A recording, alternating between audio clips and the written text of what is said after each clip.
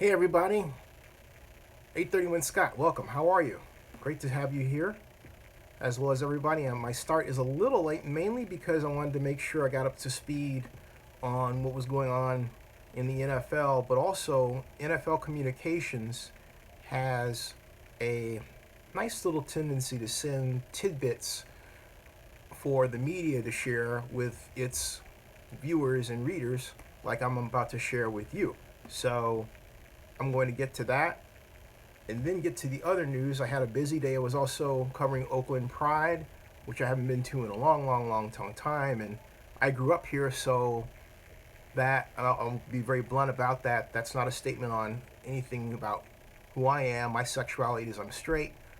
I have the basic singular advantage of having grown up here since I was 12 years old. So there's a lot that I'm used to that people who grew up somewhere else aren't used to. And so pride is simply a celebration of life, and more important than anything else, everyone's ability in this country to be who they want to be, not just who they are. And I think that's a very powerful statement. So it's a lot of fun to go out and see that in action, but also to be really 1000% honest, I was looking to find out what political tints were going to be there, because you can get a feel for the upcoming elections by who is setting up a booth or a tent or both to pitch to patrons. And of all the people that was there, it was the former California Governor Controller John Chang, who I've known. He's a Facebook friend. We actually have never met face to face. However, that did not stop us from meeting, having a fantastic conversation, and my interviewing him earlier today. I'm very proud that I went back to get that and talk with John about his run against basically our current lieutenant governor and friend of mine, Gavin Newsom, for governor. But I digress.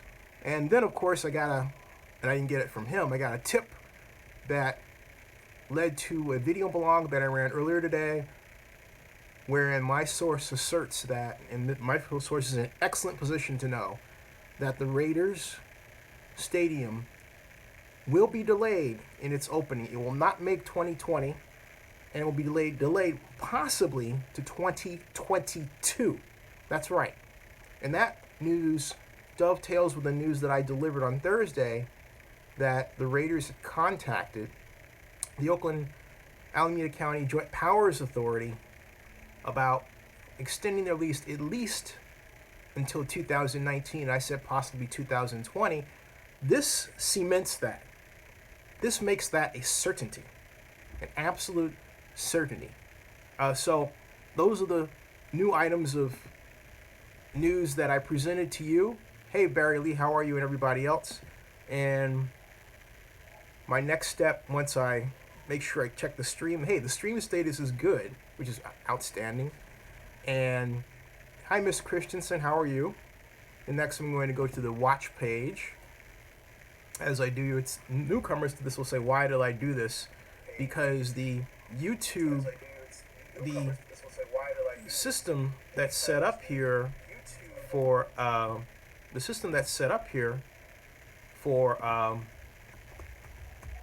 the calibration of a page is such that you have to calibrate the page as you go. You can't do it ahead of time. It hasn't been improved to do that yet. That would be nice, right? Welcome to a newcomer, Enrique Puentes. Nice to have you here. And I ask everybody who is here, to invest, or either PayPal or by Super Chat. Whatever you can, invest, please. Now, and I'm going to now put this out on social media and make absolutely certain that it's seen. And then I'll go hashtag NFL, and then hashtag Raider Nation.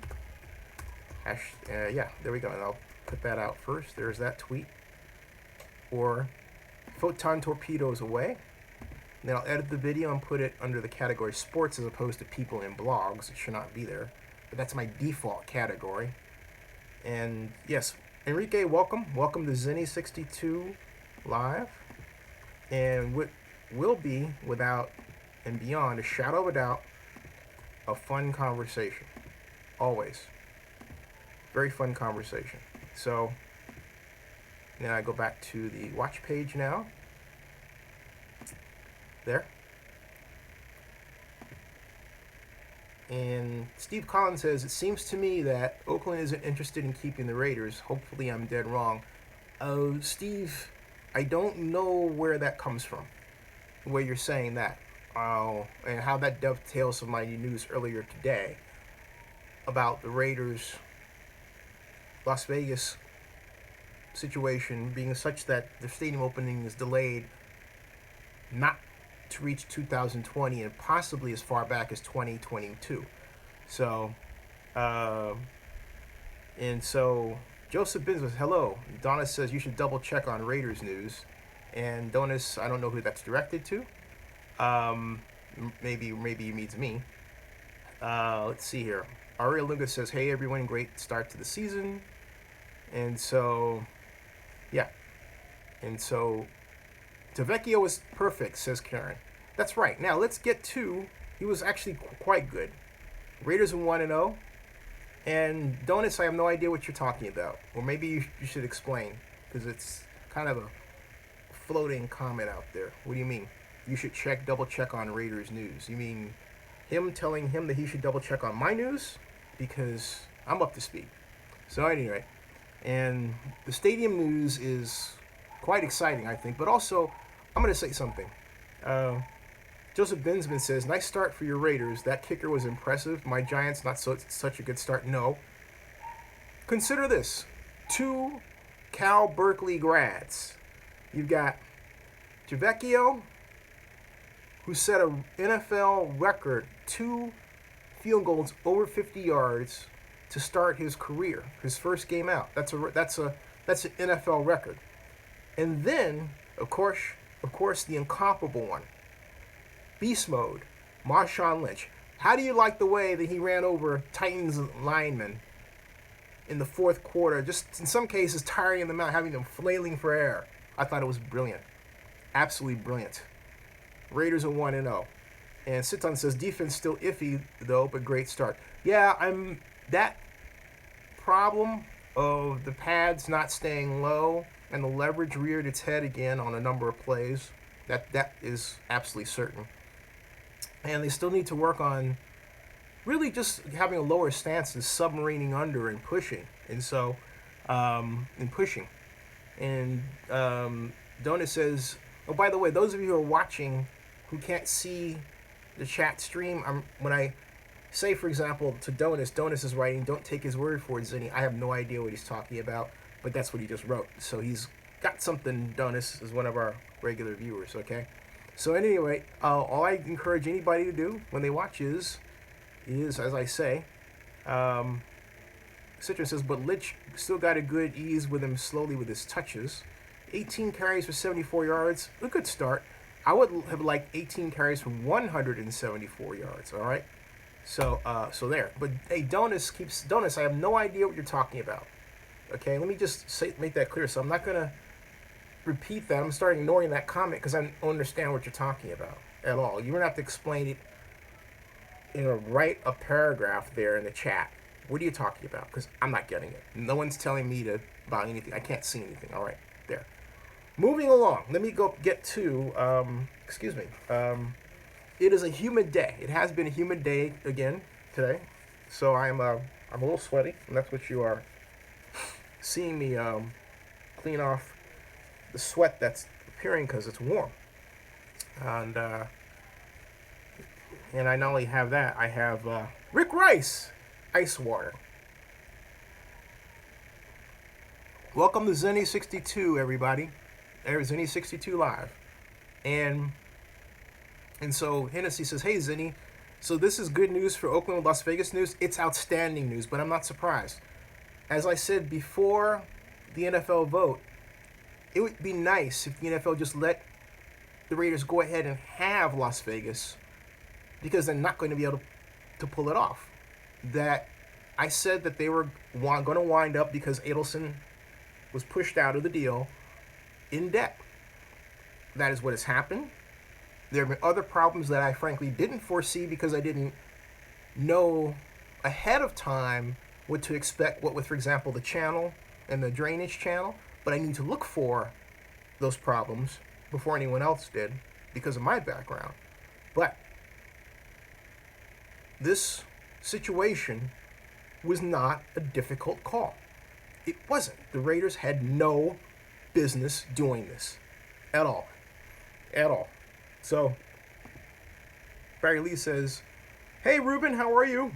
And Barry Lee says, "I just hope that I can watch some more Raider games because in my market, they won't show any games unless it's National Sunday or Monday night game." Okay, interesting. All right. So with that, let's go to special from NFL Communications to the media, and it is called 7 from Sunday Kickoff Weekend. This is a look at 7 statistical highlights from games that were played between 1 o'clock p.m. Eastern Time, or 10 o'clock a.m., and 4 o'clock p.m. Eastern Time on Sunday, all right? September 10th. This is the first week of the NFL season. First, the tidbit. Atlanta tight end Austin Hooper had 2 catches. Get this. Austin Hooper had 2 catches for 128 yards, including an 88-yard touchdown, which I thought was scintillating. 88-yard touchdown reception in the Falcons' 23-17 win over the Chicago Bears. Hooper's 88-yard touchdown, according to the NFL, I'm reading here, is the longest TD catch by a tight end in a season opener in NFL history. Tidbit number 2. Los Angeles Rams cornerback Trumaine Johnson and safety LaMarcus Joyner each had an interception return for a touchdown, and defensive end Morgan Fox recorded a safety in the team's 46-9 win over Indianapolis. Did I read that right? Yes, I did. 46-9. Let me repeat that. The Rams, the LA Rams, that last year some people called the Lambs, beat the Colts 46-9. Digest that. Let me get to some of your comments before I read the rest of the NFL tidbits here. And Rick Rice had a comment, others. And we have, let's see here. Karen Christensen says, "I was not happy with our defense, which let runners through," talking about the Raiders' defense. "They were better than I thought they would be." Agreed. They held, among others, some would say incomparable, but I would say competitive, and DeMarco Murray to a total of 44 yards on 12 carries, if I'm not mistaken. 44 yards on 12 carries versus Marshawn Lynch's 74 yards on 18 carries. But the Raiders, he was the leading rusher for the Titans. The Raiders held him under control for the most part. And so Rick Rice says, "What's up?" Mike Hennessy says, "So with this, talking about my basic bombshell of information that the Raiders are definitely going to miss their 2020 stadium opening deadline." So he says, with this, Rick Hennessy says, or asks, "Do you believe when the A's announced their relocation, the Raiders will just say blanket and come to the table with Oakland?" No, I think that, they're already coming to the table in that they need a lease extension, Hennessy. And so within that, there's a lot of room to basically reopen conversations regarding a new stadium in Oakland. And that's very much in the cards, if you will. There are a number of scenarios that can develop from this moment out and are already developing. So the Raiders are already at the table. Make no mistake about it. What we want to watch out for is, and I'm just going to say this very bluntly, Scott McKibben is the current executive director of the Joint Powers Authority for the Coliseum, as many of you know. But Mr. McKibben, and by the way, if you just joined us, welcome to Zenny 62 Live, talking NFL recap and also the Oakland Raiders Las Vegas Stadium news. But I digress. But the other issue is that Mr. McKibben is going to jump across the bay. For those of you not familiar with the geography here, we're talking about the East Bay, where Oakland is located, and Oakland is at the center of the capital city of the East Bay. Was going to go over to the West Bay in Santa Clara. Now, I am told by a number of people that McKibben has stated an intention to open talks with the Oakland Raiders about bringing them to Levi Stadium away from the Coliseum. That's right. In other words, keeping the Raiders in town, in the region, but stealing them from Oakland. To which I say, boo!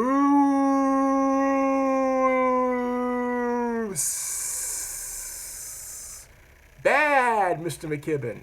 Bad, Mr. McKibben. And by the way, if Scott happens to see this, which, he may be watching it now, I'll tell you, Scott, that talk is all over, man. So whoever you were talking to has spread that thing around like a virus. The idea that you might be talking to the Raiders from the position of running the stadium authority for Levi Stadium about the Raiders going over to play in Levi Stadium. A stadium that Mark Davis rejected at one point because he didn't like the color of the seats, according to what Jed York told me, the owner of the 49ers. This was a couple of years ago. We having a conversation about it. But I say, boo! Now, Oakland needs to proactively nip this rumor in the bud so that it doesn't take on any more traction. That's what needs to be done, okay? So, anyway, Hennessy, I think that answers or deals with your question. And we've got now, let's see here. We've got Kevin Taylor says that Hooper dude gave the DB a mean stiff arm. Didn't he, though? He reminded me of the other fellow with the Giants tight end that played years ago, or Marshawn Lynch, when he basically ruined the Saints, Rick Rice says, hey, Zenny, did you see the Coliseum during the Rams game? The place wasn't even halfway full. Hope Marky Mark takes note. But here's the problem, Rick, because someone else pitched me a photograph regarding the Niners game, which I think was off time. Check the attendance for the game. In fact, I'll do that right now. Because if 70,000 or so season tickets were sold, then it doesn't matter who came out. If those tickets were bought and paid for, then it's game over. You can say, well, it looked like this, but those tickets were sold. Now, what has to happen is on days where it's hot, maybe people decide to stay home en masse. But does that story need to be told? It does. It's hard to guess. And some news organization needs to honestly go around the stadium with a camera, say it's the second quarter when everybody's in their seats, supposedly, and give us a video of the action, what's going on. Or, people need to survey social media to find accurate photographs about what's going on at that time so we get a real picture. Because we're getting conflicting reports. For example, if I type Rams, Colts at Rams, Colts at Rams 2017 attendance is what I'm doing right now, okay? And let's see here. NFL fans mocked the Rams' embarrassing season opening attendance. Okay, so this was an issue, and I'm glad you brought this up. Unlike the Niners, the reason why I say that is because in the Niners context, hey, a person sent me a photograph, but it looked like it was pregame. All right, it didn't look like during the game, and I said that to my friend who passed that on. I'm not going to use his name, but I want to make sure I get that story right before I put it out there. And this story is all over. Listen, okay? Rams announced paid attendance of 60,128, but far fewer show up. And that's, you have to ask, are brokers buying these? Who's buying these tickets and lining these pockets to ensure these sales? Because the fans are not showing up. There's something that's going on here. For the Win reports, NFL fans mocked the Rams, and boy, this looks bad. Embarrassing season opening attendance in Los Angeles. So if it's going to look like this in LA, how do you think it's going to look even any better for the Raiders in Las Vegas? And Andrew Joseph reports says the Rams actually looked great on the first half against the Colts on Sunday. Just a very few at LA Memorial Coliseum were there to see it. And wow, this is bad. I'm looking at this. Let me show you what I'm looking at, folks. This is really bad. This is one. Look at that. Okay. See this? This is what I'm talking about. This is great coverage. This is during the game. You can see there's a smattering of stands in the field. Excuse me, a smattering of fans in the stands. Okay. Look at that. That's bad. Here's an equally bad one. Look at that. That is awful. This is by Pat McAfee of the Pat McAfee Show. This is really bad. I mean, just no two ways about it. No two ways about it. Here's another one by Blake Lysak. It says, so glad they moved the Rams to LA. Look at their home crowd showing up for the first game of the season. Wow. In St. Louis, it wouldn't have been like this. It would have been well attended. This is bad. Dan Levy reports, good thing the NFL got the Rams back in Los Angeles. Look at that crowd. Oh, this is the worst. Look at this. Look, and see, I was saying to my friend who passed me, yes, this is a normal sideline. He didn't send me a picture with a normal sideline, okay? Excuse me. He didn't send me that, okay? So, look at this. That is horrible. Horrible. NFLP for in Los Angeles. Catch it. This is 114. Okay? This is hilarious. Live look at the LA Coliseum crowd with the Rams up 24-3. Look at that. Los Angeles has football fever and they have it bad. This is really embarrassing for the NFL. So embarrassing that you really have to ask if the stadium is going to produce it in the embarrassing scenario of the NFL opening this palace to a half-full situation. You got to ask that. That's really bad. Really bad. And so Rick Rice, thank you for pointing this out. Joseph Bensman reads, Rams could be an up-and-comer this year, but that kid Cup is for real, apparently. And so it would appear. Karen Christensen says, I can't believe the Titans did an onside kick at the start of the game. I can't. That was gutsy. Didn't work. Joseph Bensman says, that Hooper touchdown against Chicago today was impressive. It was. Rick Rice says, I'm surprised they didn't run the ball more. Enrique Puentes says, did they fix the parking situation in Las Vegas for the stadium? No!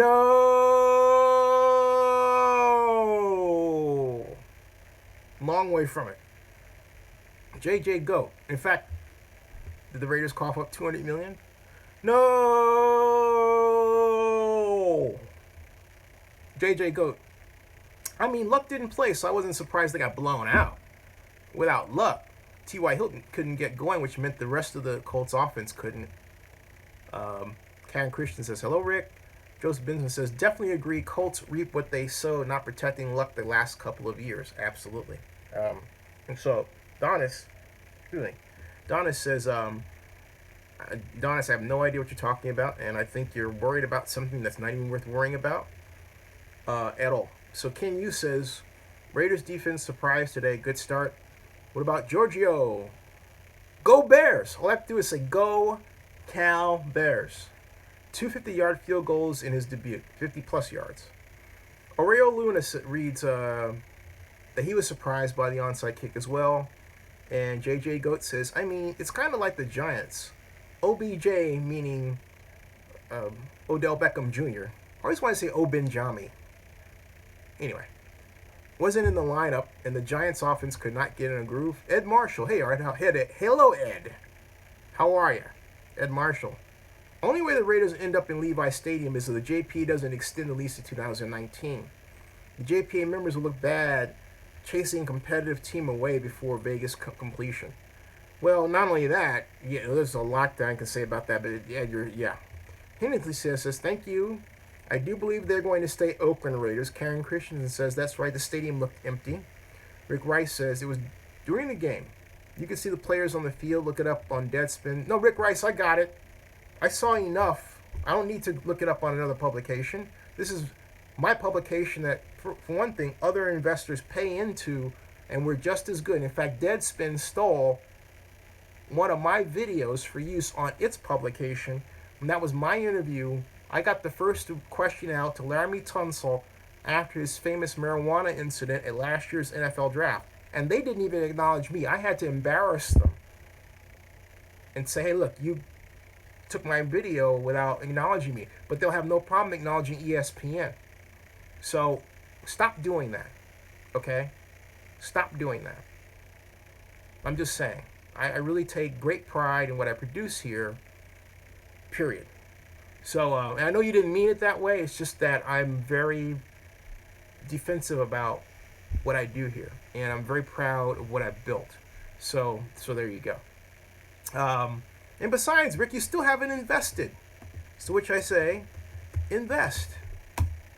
Okay? Now, Joseph Binsman says, a bit different. My Giants can't win without OBJ, Odell Beckham Jr., right now with that pathetic offensive line. Tonight was unacceptable. Had no idea the offensive line was that bad. You sure it wasn't the line, or maybe the line? The line. Are you sure it wasn't the line as opposed to the game plan? Check that. And then I might add that NFL Network has a replay of the Giants-Cowboys game. Now, Kevin Taylor said, the old Giants T, I'm thinking of Jeremy Shockley. Thank you. Yes, Kevin Taylor. Jeremy Shockley is exactly who I'm talking about. I remember in his preseason debut, he mowed down, I believe it was a couple of Cardinal defenders on the way to touchdown. It was Seahawks. It was embarrassing. Jeremy Shockley. Jeremy Shockey. Yes, Jeremy Shockey. Wonder what happened to that guy. Corvette says Rams attendance was 60,128. Maybe they're all indoors. Rick Rice, got it. Okay. Ken Yu says a lot of empty seats at Niners game. Red seats camouflage it. Hey, Ken, yeah, if you can get me a picture similar to the Rams, like during the game, because what I was sent was such that it wasn't clear to me that it was during the game. And I can tell the difference. So if you can get me one of those, we're golden. Thank you, Rick Rice. Ed Marshall writes, of course, one could assume the league is setting the stage to direct Mark Davis toward Levi on a temporary basis with their comments about safety issues at the current Oakland Alameda County Coliseum. But, here's the thing, and I'm glad you brought that up, Ed. The NFL has a program where the Raiders can direct revenue toward the repair of the Coliseum. In fact, Oakland JPA members need to ask why those conversations are not being introduced right now. They should be part of the extended lease. If you're going to extend the lease to have the Raiders stay for another 2 or 3 years, which is the case, at least put some stadium upgrades in on the way toward a new facility. Okay? Now, Barry Lee says it's all going to blow up in Riker's face. Anyway, Rogers, okay. At any rate, let's see here. Oh, yeah, I know Jeremy Shockey's out of the league, but I'm just wondering what happened to him. Joseph Binsman says the offensive line has progressively gotten the worst the last few years for my New York Giants, but I have no idea it was this bad. And apparently neither did anyone else. People thought Super Bowl this year.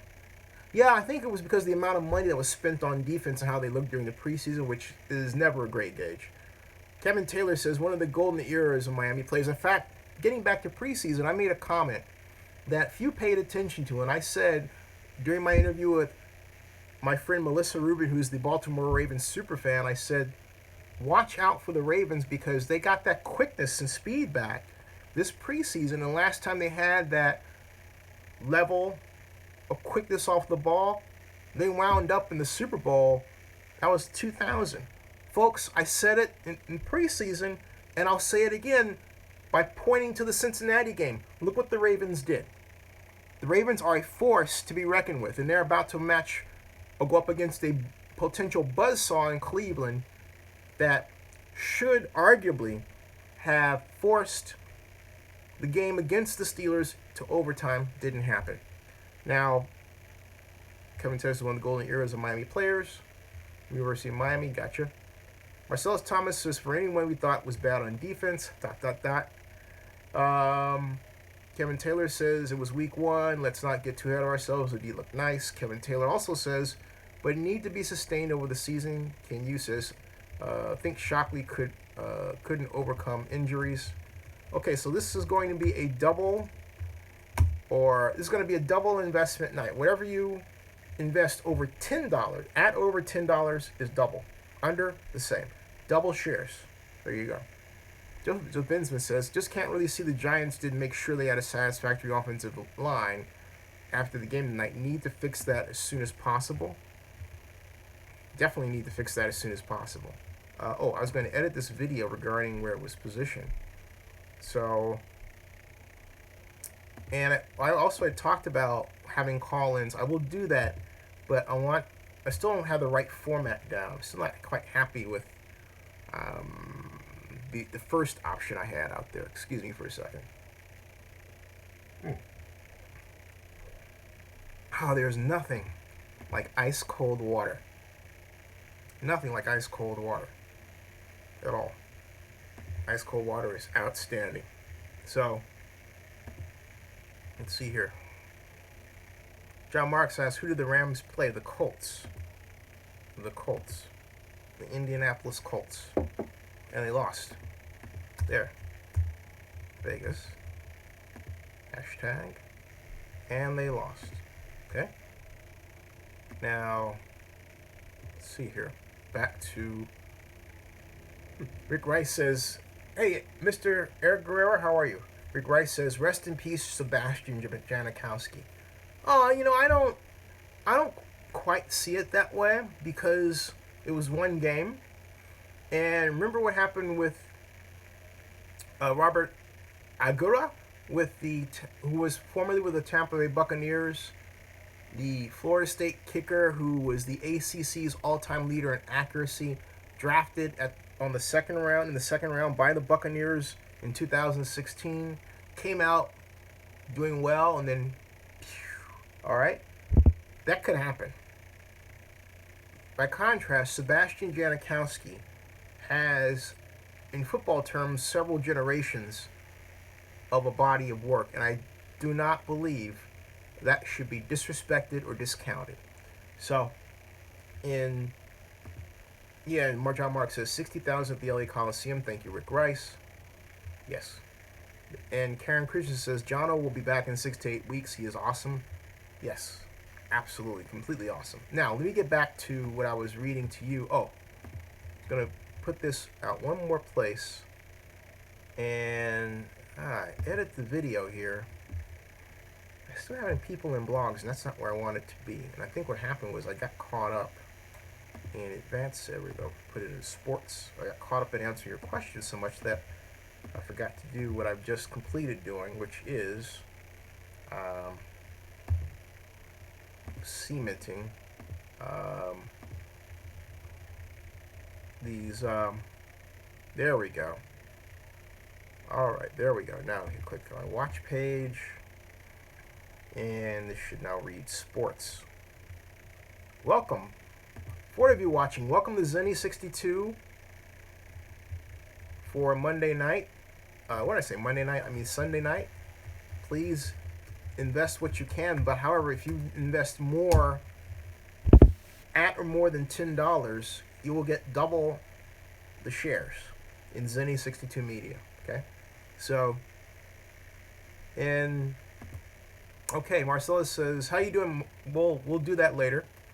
And Rick Rice says, "Look at the pictures of the game, John Ghost Town." All right, folks, why do you think? I'm gonna ask you a dumb question, and I'm gonna wait for your answers. I guess I go back to my NFL page. 7 from Sunday kickoff weekend. Thank you, Daniel, for your investment. That's double shares. Thank you very much. And why do you think that attendance at both the Niners games, I mean actual attendance, not tickets purchased, why do you think that actual attendance was so bad? I'm going to spin a theory to get the ball rolling on this discussion based on the Oakland Raiders party that I was at this today in Alameda. And people were selling tickets for different games. And I believe that these tickets are purchased, but they're purchased now for the objective of reselling them as a commodity far more so than going to the game. Because we're in an era of the shared economy where people are doing what I call the Jamaican task of picking up work here and there. You know, a little Uber here, a little consulting there, a little sale of ticket here and there, that sort of thing. So, and I think the dirty little secret is that our economy has, in terms of wage production, slowed down a great deal, and people try to keep up with costs. And we're not having a coming to Jesus conversation because nobody wants to admit. Few people, I have no problem telling you where I'm at, want to really admit, if they're not prodded, that they're not exactly making ends meet to the degree that they want to. And I believe this is impacting National Football League attendance because people are buying tickets to resell them, but they really don't want to go to the games. This is like going to Comic-Con in San Diego only because and buying a badge for $150 or whatever or more for multiple family or whatever, only because you want to buy the brand new toys that are going to be released, Star Wars oriented toys, and then resell them on eBay to make money. That's it. And there are people who go to Comic-Con to do in San Diego to do just that. There's some of that in this discussion, I believe. All right. So, get to your comments on this. Excuse me. Now we've got the Rick Rice says got that one, and John Mark says you have to wonder why L.A. in terms of I guess relocation. John Mark says I will get my FAA letter started this week. The attendance of the Niners game, John Marks, just over 60,000. That's the ticket sold. In terms of who actually, went through the turnstile, that's another question. And I need to get that square. Because I was always under the impression that what you saw in terms of the number was turnstile turns as opposed to tickets sold. But you can't have 60,000 people at the Niner game, or what was that? The Rams game was 60,000. Rams seats what 90,000. So if the Rams seat 90,000 at the Coliseum, let me go back to that. Because if the Rams seat 90,000 at the Coliseum, and yet the attendance was 60,000, that's 30,000. That's 30,000 unsold seats, assuming, of course, all those seats are available for purchase. So let me see what the attendance was. Yeah, thank you. John Mark says the Rams, or reports that the Rams capacity at the Coliseum is 92,000. Ostensibly, that's the number of tickets that were sold. But, that's the number of tickets that were available for sale. But they only sold 60,000. Which is a huge, huge hit. And that's 32,000 people that did not show up. Because that's 32,000 people that did not buy tickets. And given the enormity of that stadium, that's about right. So you've got, let's see here. And this looks like that's about the case. Just eyeballing it. Because last time I saw the Rams with 90,000 was their first game back. The preseason game against the Dallas Cowboys. So that game had two things going for it. It was our first game back in LA in decades, and it was against the Dallas Cowboys, which had proceeded to wipe the floor with the Rams that night. Okay? So, yeah. Free Rams promotion idea. Guess which is higher, the attendance on the or the temperature scoreboard game? LA Rams set a new attendance record with 12 fans in the stadium today. This is hilarious stuff. I mean, hilarious. Let me see something here. I am still looking for NFL fans mocked. Let's see here. We've got, I'm going to go back to Rams, attendance, Colts, 2017, boom. And, oh, there it is, okay. And, yeah, the Rams announced paid attendance of 60,128, but far fewer showed up. So, here's the thing. I think the Pro Football Talk got it wrong. Because if there's 92,000 people, right, and only 60,000 show up, that's 32,000 that didn't. And so the result is about what we saw. Instead, Pro Football Talk is reporting that the Rams announced a paid attendance of 60,128, but judging by the pictures, far fewer showed up. The Coliseum seats 90,000 and it looked less than half full. So, Sharianne Williams, who wrote this, her understanding of math, or his or her understanding of math, is just off. Because the question is, how many people of the total tickets' ability to be bought them? And if that's 60,000, there you've already got a 32,000 gap versus what they could have bought. They could have sold 91 or 92,000, right? Instead, they bought 60,000. And then the question is, of those that were sold, how many actually? What was the turnstile? Okay, now here is where the differences get tricky, and I need to clarify this with the league and the team. I was under the impression that 60,000, in this case 128, was the turnstile. So you paid and you went to the game. In other words, there's no difference between buying the ticket and going. If you bought the ticket and you went, you were counted as one of the 60,128. So you can't possibly calculate a no-show. And it'd be a ghost that caused the turnstile to activate, and yet they didn't show up. 60,128 is the turnstile count. The number of tickets that were available was 92,000. So that 32,000 seat gap, roughly, is what you're seeing out there. And that looks bad in the stadium because it's a large stadium. Let's face it. Just that's the way it is. It is a large stadium, okay? So there we go. Now, we've got going on. Let's see here.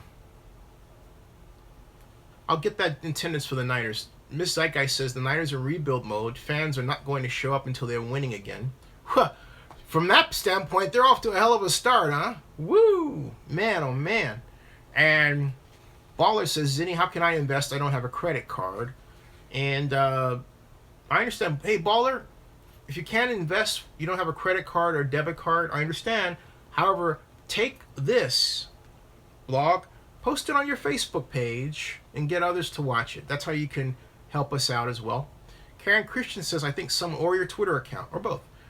Karen Christensen writes, I think someone or a group bought them to make them look like they had fans.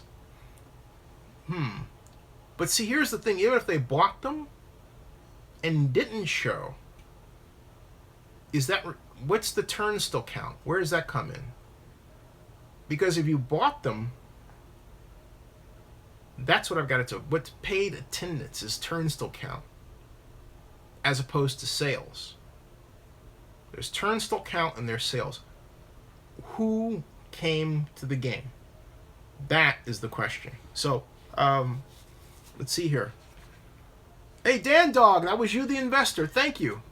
831 Scott writes, excuse me here, that I remember when the Raiders let Yeager leave because Cole Ford kicked well in preseason. That was a nightmare. Janikowski is a great kicker and proven. The Raiders would be dumb to let him go. I agree. John Mark says, I remember when Jano was drafted in 2000. Karen Christensen says, 831 Scott, I agree. John Mark says 92,000. I think they reduced to 68.9. That needs to be nailed down. We need to nail that down. Ms. Zeitgeist writes, very few teams sell out, even when the team is terrible. One is the Toronto Maple Leafs. Leafs fans are one of the most, if not the most, loyal fan bases I have ever seen. John Mark says, temperature at the scoreboard. Rick Rice says, I love Seabass. Hence, my avatar. But I don't know if his leg is as strong as Giorgio's. He nailed that 52-yard field goal with like 10 yards to spare. Exactly. He could have made it 62. You know? 831 Scott says he missed extra points in preseason. But he did. But you know what? When the game mattered the most, when the lights were on, he performed, didn't he? Jano has the leg strength, but his accuracy is not Mike, says Marks. Karen Christensen says if the Raiders played at Rams, the stadium would be sold out. Maybe. Corvette says Jano getting old, like this new kicker to work out. John Mark says, Miss Karen, I believe the Raiders will play the Rams at LA Coliseum next year. Big Eightful says, hey, Big Eightful, the kid had a great kicking debut. Let's see how he's doing after week 8 when Seabass is cleared to return. I agree. Karen Christian says, I want an autograph from Janikowski. John Marks met him once, says he's a nice guy. Rick Rice says to 831 Scott, I wasn't too confident in him myself. And Rick Rice says you need to get the live gate numbers, not tickets sold. Right, that's exactly. Live gate numbers, Rick Rice, correct me if I'm wrong. And, you know, it'd be worth trying to find a guest on who specializes in this to talk about it. But I thought that live gate numbers were turnstiles. You buy a ticket, you go through and you turn the gates, okay? All right, so that's what I'm getting at, okay? So, hey Joshua, how are you? Boss Your Ruler says, Marks, no, Rams go to Raiders. Raiders won't go into 2022. Emil Scott says, hey everyone, hey. Steve Collins says, there are 99,500 tickets for 49ers versus Rams on StubHub in 2 weeks. Wow, that's a lot. John Marks says, 49ers versus Raiders next year. And Boss Your Ruler says, Santa Clara, John Marks. John Marks says, I know that. Thank you, boss. Karen Christensen says, I'm sorry, I've never attended a football game. I didn't know about turnstile count. I meant, how the Chargers paid fans to attend. Okay, I get you. Now, moving along to welcome, by the way, to Zinny62. We now have 44 at the compliment. Rick Rice writes, they have the light Gabe numbers, but they're probably too ashamed to show them.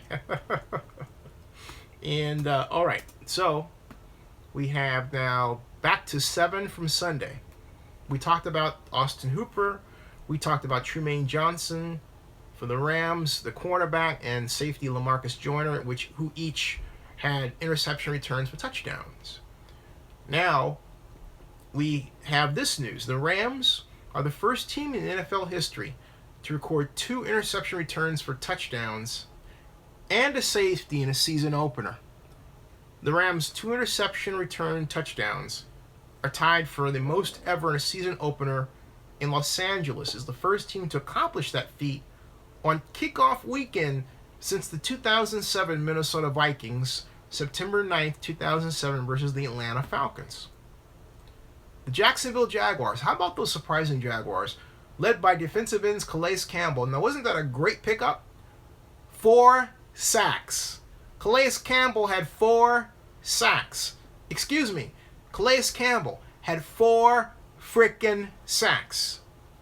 The Jacksonville Jaguars have loudly and resoundingly announced that they are a team to reckon with this year. And Dante Fowler Jr., who in my interview with him at the NFL Draft in 2015 in Chicago, told me that the team he wanted to play for was the Oakland Raiders. Can you imagine Dante Fowler Jr. and Khalil Mack on the same team. Of course, then Fowler Jr. when injured, was out, and then got into trouble with a little dispute domestically. Not a domestic violence situation. Was stupid. It was Fowler being stupid, and his family members being stupid. But I digress. Now, Calais Campbell and Dante Fowler Jr. had 1 sack and a scintillating 53-yard fumble return touchdown, defeated the Houston Texans 29-7 at NRG. That's NRG Stadium in Houston. Too bad for the Houston faithful, considering what they've been through. The Jaguars, who had 10 sacks. Jeez Louise. I haven't seen numbers like that since the 70s. What were the Dallas Cowboys posting, 10 sacks a game and that sort of thing? And teams like the Minnesota Vikings were having 8 sacks here, 7 sacks. The Jacksonville Jaguars had 10 sacks for the game. 10 sacks. Of the 10, 4 were by one man, Calais Campbell. Fowler followed by another, which means the other 5 were contributed by different players. That's the kind of numbers the Raiders should have if they have a well-designed defense. Okay? I'm not saying the personnel can't do that. But the defense, if it's well-coached, well-designed, if the technique is there, you wouldn't have just Khalil Mack racking up 4 or 5 sacks, right? Khalil Mack would have had some company. In fact, speaking of Khalil Mack, I gotta say it because I put it on Twitter. Jack Conklin, the right tackle, who I interviewed in the NFL draft, Tennessee Titans first-round pick, handled, all by himself, on several occasions, Khalil Mack. It wasn't funny. Jack Conklin had no problem with Khalil Mack. I don't know who else noticed that. I sure as heck did. Jack Conklin is a hoss. Titans didn't win, but, as far as I'm concerned, the Titans didn't win because Marcus Mariota didn't make the connections. There were a number of receivers wide open that he just plain missed, or didn't get the ball too accurately. No. I kept waiting for him to throw that interception. He came close. The Los Angeles Raiders recorded 10 sacks and had, this is the other time that kind of performance was done. I'm telling you about what the Jaguars did today. The Los Angeles Raiders, when the Oakland Raiders were in Los Angeles, recorded 10 sacks and had a 76-yard interception return for a touchdown in the team's 31-0 victory against the New York Jets on September 8th of 1985. Now, let me go to your comments. So, John Mark says, Zinni told us how they would deny, or at least I thought they did. What are you guys talking about? Chan Chris says, wow, that's 10 sacks would be, 10 sacks. And let's see here. Bruce Irvin. Yeah, wasn't that a stupid play by Bruce Irvin? What was on his mind? I don't get it. I mean, I just don't get it. I don't know. Coming back to the Jaguars discussion, as Joseph Binsman very accurately says, the Jaguars have a loaded defense. They had 11 total sacks. But the NFL's saying 10, but whatever. Campbell, Fowler, Ramsey, the defensive tackle from the Broncos Super Bowl team, Bourgeois, etc. Loaded. John Mark says, because the FAA would deny permission to let Vegas build a stadium. Hey, Rick, right now I don't see that happening until October 15th. And that's absent what complaints come in. Rick Rice says, live gate numbers are more important than tickets sold because they depend on those people for concessions. Quite right, Mr. Rice. I could not. Very intelligent, one of the most intelligent comments ever on this live stream. Absolutely right. Lost on 24 Island says the Jets surprised him. And Big April says, so Mr. Zinni, how do you think the Raiders D did today? I'll give the Raiders D a C. How about that? I'll give the Raiders D a C. Now, BC, John, why are you going to tell the FAA deals bad that's not in the wheelhouse or whatever? Okay. Getting back to Mr. Zinni, what grade do you give this Raiders win? I would give it a C+. Mainly because a lot of the Raiders win was Marcus Mariota not connecting, and I don't blame the Raiders defense for that, because Mariota's problem is very repairable. They could have done it during the game. Marcus Mariota has a tendency on wheel routes to aim and try to loop his passes into the breadbasket, right? Like that, as opposed to just throwing them directly at the receiver. In other words, what I mean by that is this. This is the way you overcome that. You don't take your eye off the receiver for moments. You notice some people when they throw deep, some quarterbacks, even people, they for a moment their eyes come off the receiver and they look skyward for a second and they do this, okay? And they try to create this imaginary arc between where they think the ball should go and the person. And so to do that, they actually have to look in this direction and not the receiver. Keep your eye on the receiver. It's called hand-eye coordination, and let your body take you to the receiver. Let your body deliver the ball. Your body will try to deliver the ball to that person regardless of how far downfield they are. If you're strong enough to get it there, it means only that your muscle development is appropriate for your form, okay? Right form, maybe you're a little slow, maybe it's not quick enough, but there's no one in the NFL who has that problem. So where are we? It's how you throw the ball.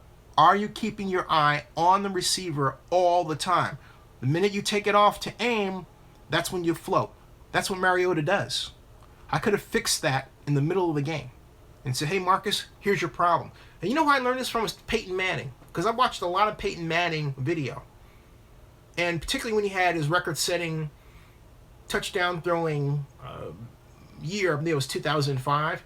And he threw a number of passes that way. He's done that most of his life. He never takes his eye off the receiver, regardless of the distance of the throw. He locks in and he throws. And he lets his body take the ball where it needs to go to get there. He doesn't, look up and aim at this imaginary point in the sky. That's a bad way of throwing. Yet a lot of quarterbacks at doesn't matter the level, do that. That's a big mistake. And that's what Mariota did. And so Raiders really got away with murder with that. They were the happy recipients of Marcus Mariota's bad throwing habit. That's what that is. Okay? So, yeah, that's what that is. And so, no defensive pressure in the middle from the lineman. There was some of it there. Ricky Smith says, you can keep your eye on this one wide receiver. No wonder you can keep your eye on. Ricky Smith, that's one of the stupidest comments I've ever made. You're supposed to keep your eye on the wide receiver. You know where the receiver is going to be when you're throwing a wheel route. You throw a wheel route, you know the person's going to be there, you lock in on them and you throw. You don't track them all the way. If you're interpreting it that way, you're being absolutely stupid. Just saying straight up, okay? You know dang on well what I'm saying. If you don't, you know now. So knock it off. I'm in no mood for that. Lamont Stone says, they ran max protection routes. We ran primarily a zone. It was a good game plan for a road game. It was. And Rick Rice did point out that Mariota had all day to throw, and yet his bad habits got him in trouble. That's simple, okay? And his bad habits got him into trouble. Now, Raider Kuko! Hey, he says, hey, Zenny, that video on the delay of the Vegas Stadium hit a nerve with folks from Vegas. Cool. That follow your videos, as I can tell from the 16 thumbs down. Like, I care about that, okay? I've got news for people. Thumbs down do not assure that a video will not be seen. Thumbs down has no impact whatsoever on how many views a video gets. used to in the early days of YouTube. Now it does not. So those of you out there who think you're actually doing some damage by thumbing down, I'm here to tell you, you're not. So, thumb on, baby! Up or down, let the war begin, whatever, okay? So, now, Raider defense will get lit up when they face an elite QB. You know, it's not so much that. I tell you what concerns me, Corvette, and I'm glad you brought this up, is this.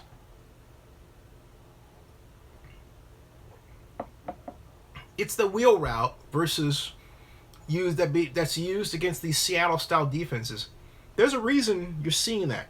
We saw that pulled off by the Patriots against Kansas City. Why? Because Kansas City plays mini Seattle-style approaches. What I mean by that, for example, 3 short, 3 deep shell with the weak linebacker, man for man on the back coming out of the backfield. That's the shell, okay? That's the Seahawks shell. The way you beat that zone, that shell, is wheel routes. So that, yeah, the wide. This is what I mean by that. Yeah, the line of scrimmage is here. Split in is here. Split in runs a fly pattern. Let's say you got the slot over here, right? You have a slot in, middle slide. Okay, this one outside goes deep, right? The inner one, the slot here goes up, runs a crossing pattern. This one, this is a real route. Note where the person is going. Wheel route is going up like that. The split is clearing the way for this person, so you have this action. All right, and this person going up. So this person's wide open. Meanwhile, you've got one person defending this zone, okay, and another defending it high. And then if I want to make things even more complicated, I'll put the back here and have the back come out so that, or I'll put the back come out, have the back come out here, drawing man for man coverage, or I'll have them go this way, drawing man for man coverage. But I got a 3 deep shell, 3 deep, 3 short, 1 man for man. But I'm overloading this side. The Patriots did that. They had eventually 3 wide receivers, but the other one was actually tight in motion across. They opened the contest against the Seattle Seahawks, boneheaded Zenny, against the Kansas City Chiefs with that play. And I made a video about it. So, note that. And, who am I missing here? We've got Lamont Stone says Raiders couldn't blitz because Marcus is a running QB. The point is good tackling, and they're pretty good today. Lamont, I disagree with you, because if you've ever heard of a wide tackle 6 approach, a wide tackle 6 is essentially 3 down linemen here, 3 down linemen on this, and this is the center, okay? You have 6 rushers. You can make it 4 down linemen, 2 ends, 2 tackles, and then bring the linebackers down so you have 6. That's essentially a blitz. And you can contain the quarterbacks running that way if they blitz their lanes. The problem with the Raiders early on was that the defensive end out here, Khalil Mack, when they rushed the line buck and Mariota faked and went around, you know what 52 was doing? 52 was screwing around, unblocked, trying to come inside to make the tackle. Stay home. They told him to stay home. When he stayed home, that they stopped that crap. What I mean by staying home is he didn't move inside. Defensive end is supposed to shut off the access to the 9 hole, or if you like, the 8 hole on the even side. 9 odd, 8 even. Even is to the right, odd is to the left. So my point is, you're supposed to shut that off, string that out. But instead he's coming down that way. Freelancing. 52 is freelancing a lot. So undoubtedly, via game film study, the Titans installed that variation of read option look specifically for Khalil Mack because they always ran it to his side. Okay? So the basis for the attack of the Titans was really well researched and thought out. They put a lot into that. And the only reason it didn't work in full was that Marcus Mariota was consistently off target on his wheel route throws. Not to mention a number of throws. Okay? So, Nick Z says, not the secondary fault, but honestly, the pass rush, no pressure, man. Yep. And, well, here's the thing. I think we're talking about Mariota and that wheel route being wide open. I agree with you. Pass rush is also a big problem. I am not going to take that away. Absolutely. And we talked about that in preseason, didn't we? We really did.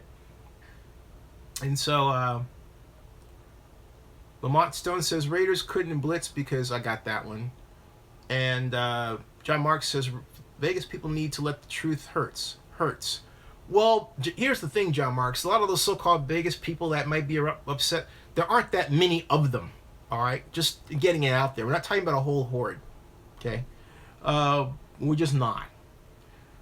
Rick Rice says, no pressure up the middle. Same problem we've had for the last 2 years. Big Full says, beast mode. And Lamont Stone says, defense is fine. Or as John Marks pointed out, it was good enough to win. To which Ruben Ortiz agrees with John Marks. Next week is in Oakland. Lamont Stone, that wasn't 52. That was Crosauer. No, actually, that was 52 on a couple of them. That was 52 on a couple of them. It was Crosauer on... It was 52 on 3, Crosauer on 2. But for the most part, it was Khalil Mack. And so, no, I freeze framed that. So that was 52. There was no mistake there. He crashed down a couple of times. So, and I did look quite a bit. That's why I said it. Rick Rice says, and not one play. We're talking about a whole series of plays. So Rick Rice says, defense isn't good enough to win a Super Bowl. Good enough isn't good enough. Super Bowl or bust. And what I'm saying is also, Lamont, I want to emphasize this. The Raiders fixed it, which I was very impressed with. They adjusted. Ricky Smith says, RD was impressive today. John Marks agrees with Rick Rice. Ruben Ortiz says agrees, Rick Rice. And so the Titans play the Jags. Next, you'll see Zinni. And I don't know what I'm supposed to see because we're talking about a very specialized play that the Titans are not likely to use against the Jaguars because the Jaguars don't pose the same kind of scheme approach. So, no. So, at any rate, Ricky Smith says, name is pronounced Cowser. Crosar, the bottom line is he wasn't the person for which that was designed primarily. It was Mac. So there you go. And you also know what I'm talking about. So there you go. All right. Now, Lamont Stone says the Jags won't get the same pressure. But the Raiders didn't have any pressure. And Lamont, we're not talking about pressure. We're talking, geez Louise, I'm really sick and tired of this crap. I'm really asking you to think in a detailed fashion. All right? And look. I want to show you a video, but if I do, I get snagged with, the NFL taking my ad revenue, so I don't want to do that. Instead of showing you a video, what I'm going to do is I am simply going to describe it to you. The Titans had a play where they put the fullback here, up the middle, all right? Mariota, under center at times, sometimes not, but under center, he would fake to him, okay? And then he would fake up the middle. Sometimes he would give it, or he would keep the ball and go around himself. Sometimes he'd fake up the middle and then have a back trailing ahead of him. He would fake up the middle and give it to the back. Or fake up the middle, not give it to the back, and then keep it to himself. When he was doing this, the guard on the tackle on this side was down blocking, deliberately leaving the defensive end alone, a la a read option. So Mariota's just using read option, read concepts here, okay? you run that play because you believe that the end is going to crash down, going to freelance and come inside and stop the inside run. And that's what Khalil Mack had done on a number of occasions. When you do that, you keep it and you go to the outside. But if you have a wide tackle 6, as I described earlier, the wide tackle 6 eliminates that problem. It has always been used to blunt that approach. The Raiders didn't do that. They just simply told their outside linebackers to stay home and the defensive ends to stay home. But the wide tackle 6 would have not only resulted in the ends staying home, but the tackles, because they rushed to the guard tackle gap, no two gapping and a accurately designed wide tackle 6, they would have ruined the play. So then let's say you follow the wide tackle 6 with 2 linebackers in the double A gap position, not blitzed, but double A, just holding that, okay? You've got a heck of a destructive run defense. Really do. Change it up a little bit, take the tackle on one side, instead of having him guard in the guard tackle gap, move him over to guard center. Have him pitch down. Okay? And then stack him with a linebacker. So the linebacker fills the guard tackle gap. You understand what I'm saying? That's what I'm talking about. All right. So,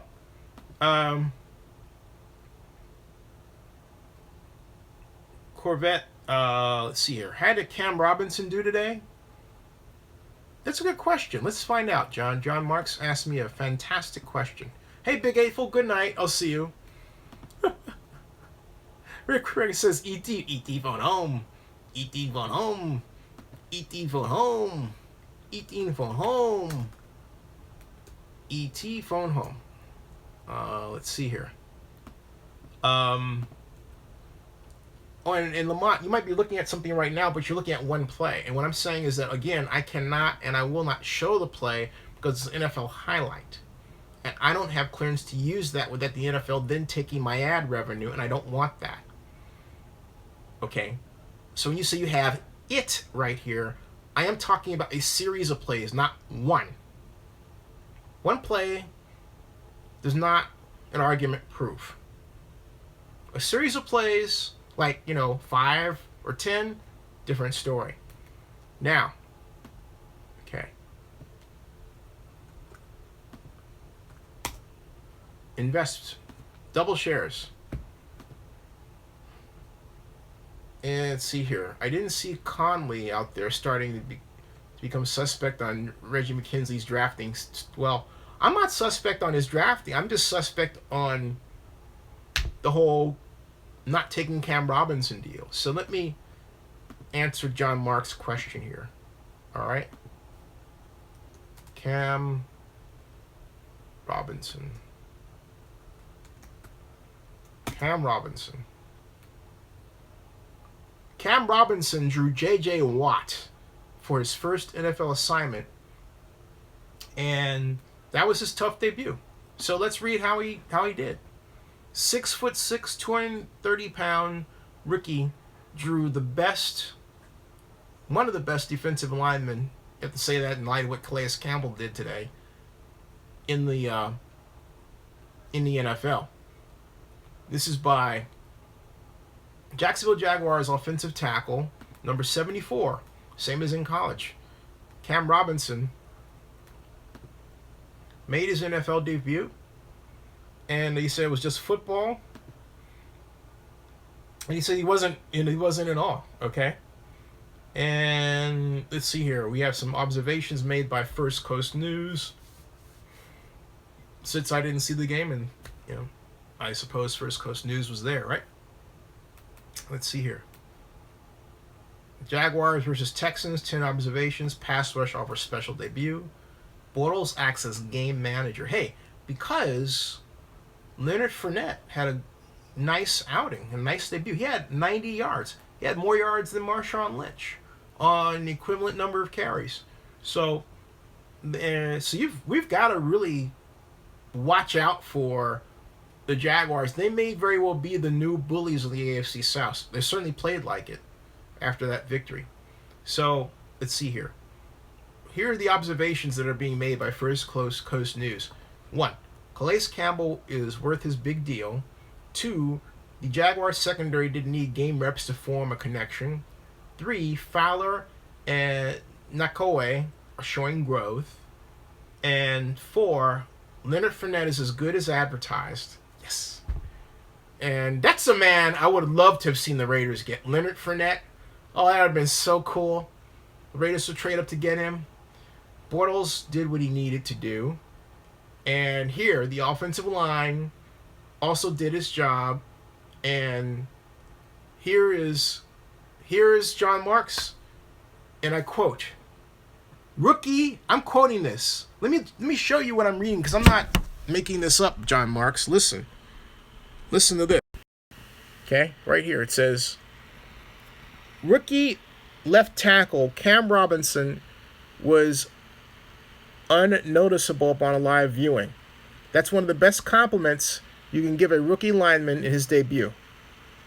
That means he had no holding calls. That means he did very well against J.J. Watt, as good an all-pro as there is. That's amazing. And that right there, or as Howard Cosell would say, there, right there, proves the worth of Cam Robinson as one of the great young rookies in the National Football League.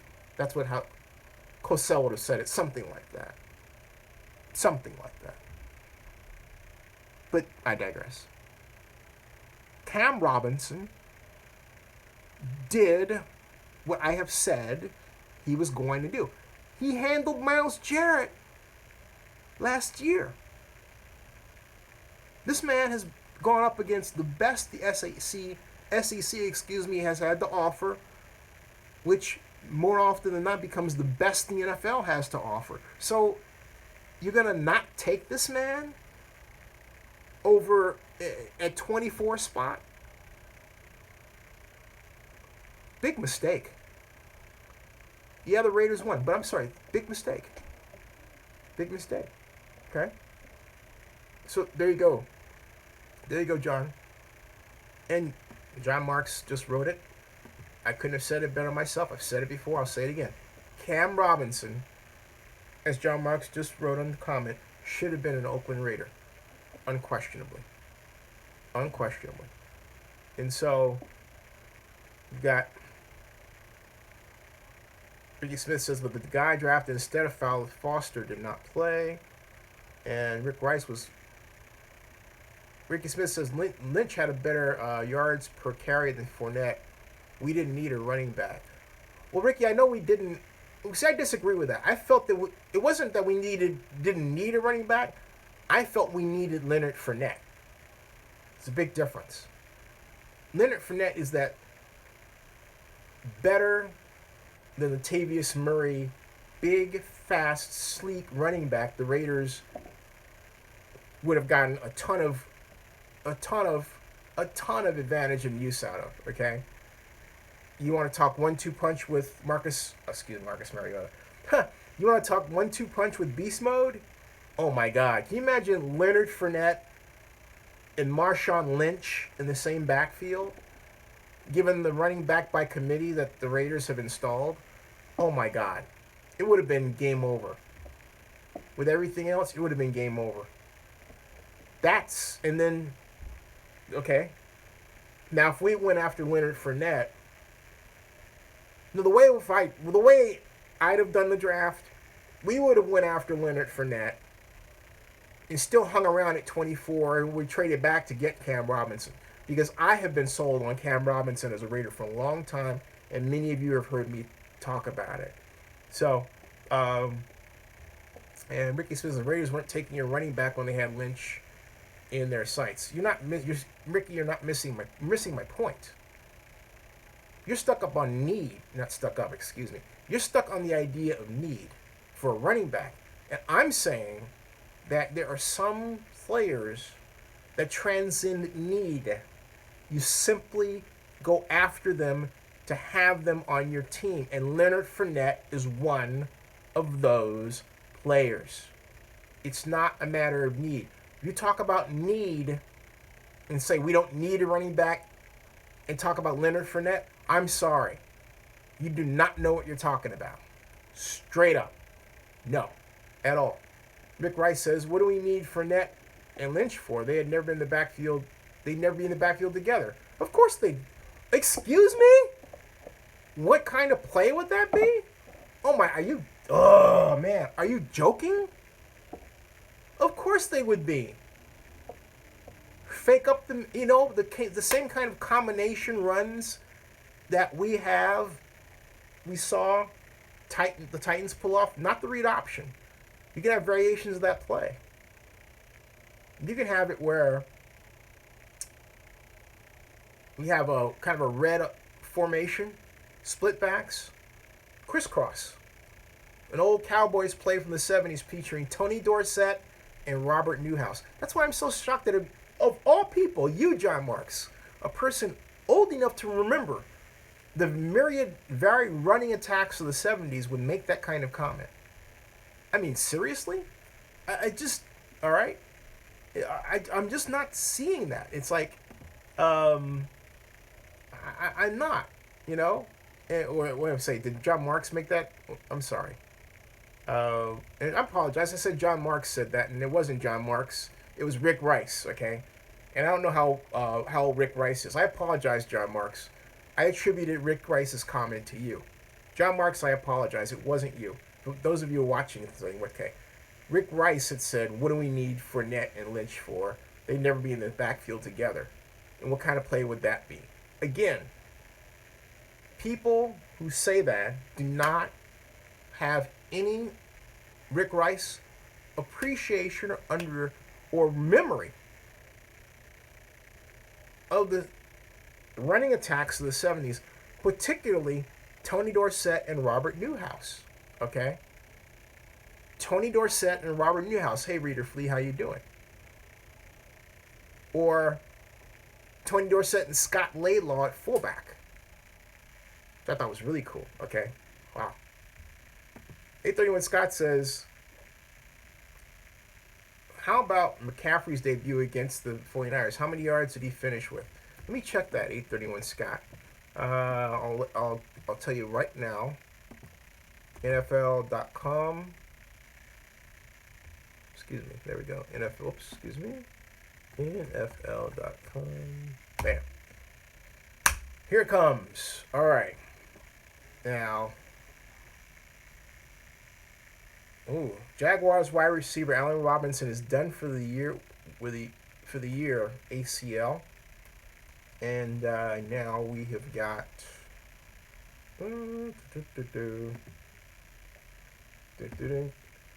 Carolina 23, San Francisco 3. You realize the 49ers, I didn't see the entire game, but in the highlights that I watched, the 49ers ran the same plays they ran preseason, in pretty much the same situation, and I thought, gee, they just really did that? Wow. I'm surprised Kyle Shanahan would come out with such a sucky game plan. I really am. I didn't think he had it in him to do something stupid like that. I didn't.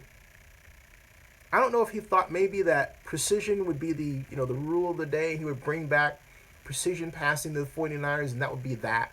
But you got to go a step further. You have to think out of the box and be unpredictable. You can't just run the same thing you ran in preseason at the same time. Anyway,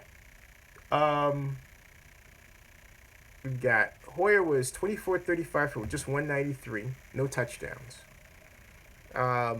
Christian McCaffrey had 13 for 47 yards rushing. He was 5 receptions for 38 yards. His longest was 16 yards. He fumbled once. So, overall, we have, let's see,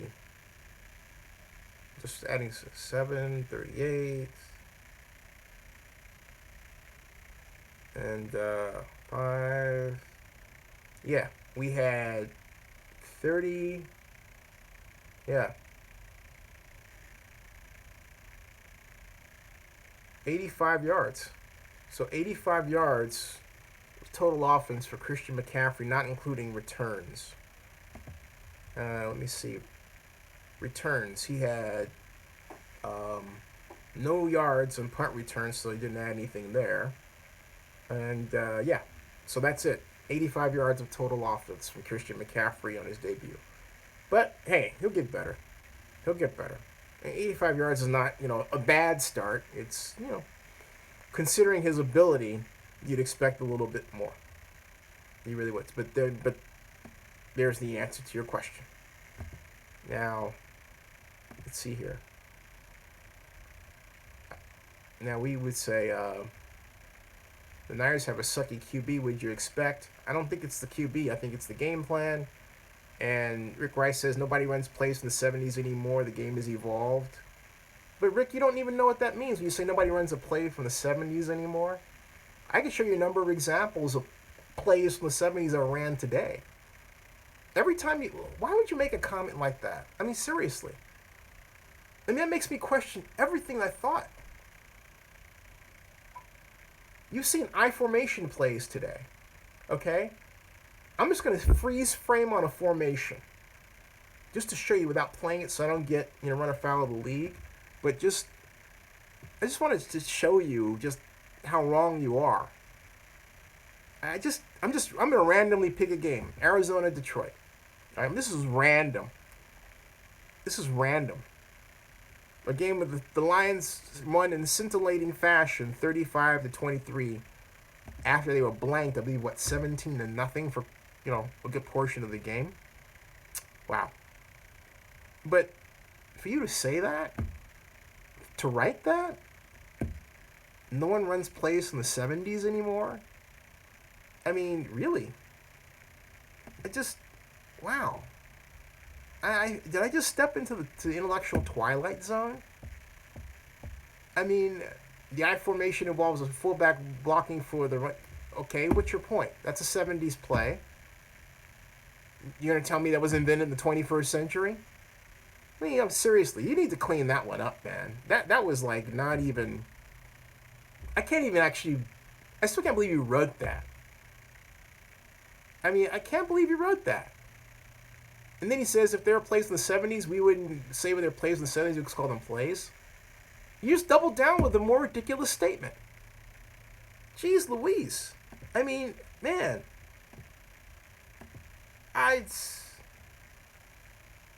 Seriously. All right? This is random. I'm just randomly going through this. Oh, you said plays from the 70s, like shotgun?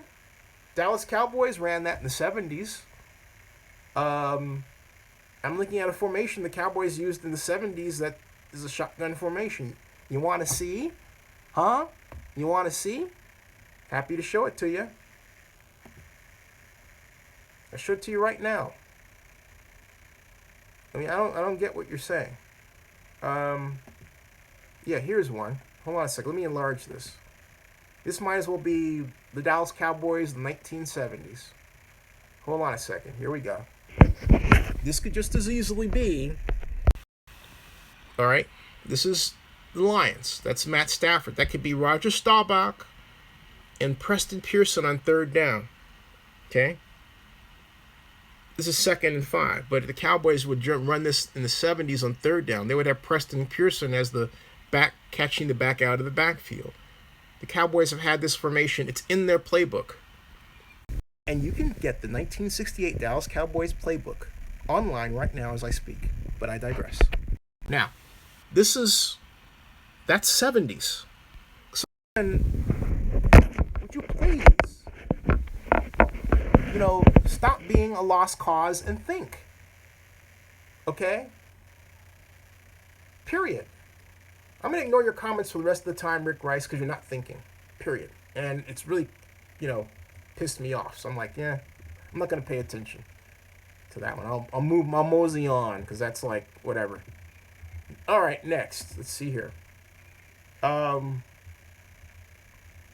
Jacob P. Jacob P. Welcome. How you doing? I'm great. Just in search of intelligent exchanges, which I'm not finding from people that usually deliver on such things.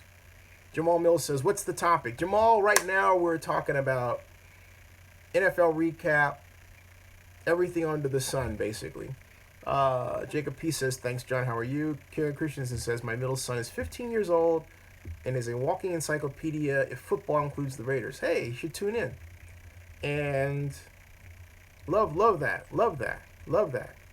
And so, Boster really says, "Yo, Z, I guess ICLV Stadium on authority has agenda up." And yeah, the agenda's been up for some time. I guess what you mean. I'm not looking for the agenda. I'm looking for, within the agenda, I'm looking for the community benefits agreement. And he says, second page of LB Stadium Authority, or as he says, unauthority, is interesting on agenda. Okay, I'll check that out in a second. Henry Flores, hey Henry, how are you? And hello all, he says, great win today. It was a fantastic win, all right? And